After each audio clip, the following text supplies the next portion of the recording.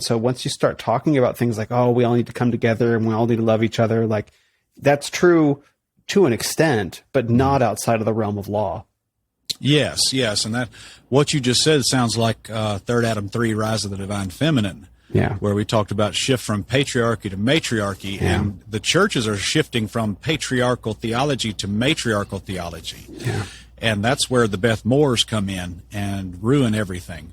And I'd say this, all sound theology is expressed in a masculine tone. Yeah. And I like what you're doing here with the masculine emphasis, because men, all good theology is expressed masculinely, if that's even a word, in a masculine tone. Yeah. All bad theology today is expressed in a feminine or matriarchal tone.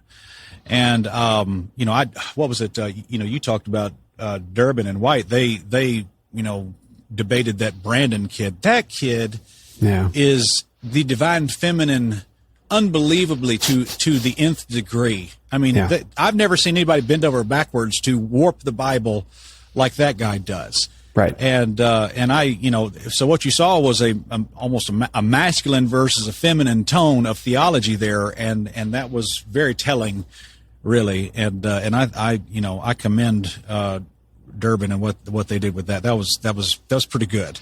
And, but that's what we're dealing with. I think all this worship that we're having come out today, all the Phil Wickhams, all the Brandon Lakes, all this stuff are these femboys who are doing this gooey gooey Jesus worship, and it's leading people into heresy. Because all sound theology is expressed in a masculine tone, not in a feminine tone. And I think all true worship is expressed in a masculine tone, not in a feminine tone. I mean, all hail the power of Jesus' name, let angels prostrate fall. I mean, that is not what's being sung today. It's all ooey gooey, I love you, give me kisses, daddy God, smoochy smoochy, lovey lovey. That's like it sounds like homosexuals are singing this music. Yeah. And I'm not a fan of it, and that's just my opinion, though, whatever. No, I think you're right. I mean, I got saved in 2020. And so as I started coming into the Christian church and started to come to understand Christianity, I started seeing a lot of things that were very familiar from the New Age world. And I was trying to figure out what was going on. It's like, something about this doesn't feel right, because I had been living in that for so long, and that wasn't right either. But at least it wasn't hiding in the New Age world. In the church world, it kind of felt like it was hiding or supposed to be something different. And I remember I read a book about the movement in the early 20th century called Muscular Christianity, which was like a Teddy Roosevelt thing, sort of around that era. And the author of the book, his name was Brett McKay, and he runs the Art of Manliness blog. And what he was saying is that there are two kinds of songs. There are songs that are about Jesus and songs that are to Jesus.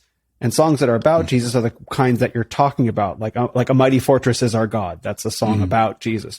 Versus the songs that are to him are more like Jesus is my boyfriend. And that's a very feminine style of worship. And as soon as I read that distinction, I got it. And I could see that, because I had heard a lot of that, Jesus is my boyfriend, lovey, lovey, kissy, kissy, daddy God. I had heard a lot of those songs, and that didn't feel right. And I could understand that it was the feminization of Christian worship. Yeah, that's what we're dealing with. In our documentary, we called it The Rise of the Divine Feminine. Yeah.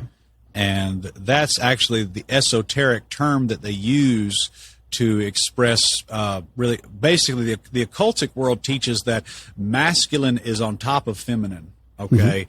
And that they call that patriarchy. And they talk about, women are being put down, and women, us WNBA players that have 500 people come watch our games every night are not getting paid the same as LeBron James, who's selling out arenas every week, okay? Yeah. Well, okay, first of all, I can do math, so I can understand why you're not getting paid. Second of all, I've watched you ladies do these very intense layups over and over again where it takes you 3 times to do, so you're not even skilled, okay? Yeah.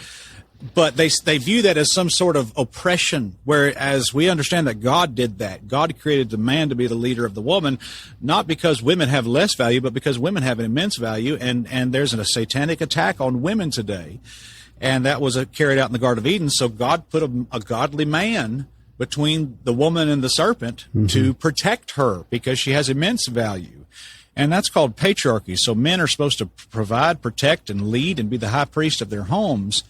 But men today won't do that, and that's really the source of all of our problems today. It's politically, religiously, socially. I mean, all this high crime that you're seeing, these young teenage boys running around. I saw one today. Some kid ran up behind a man on the street with a brick, and he was 14 years old. Just hit the guy in the back of the head with a brick and ran off. Okay, that is a fatherless home. Yeah. I don't even have to know the kid to know that child has never had a father in his life.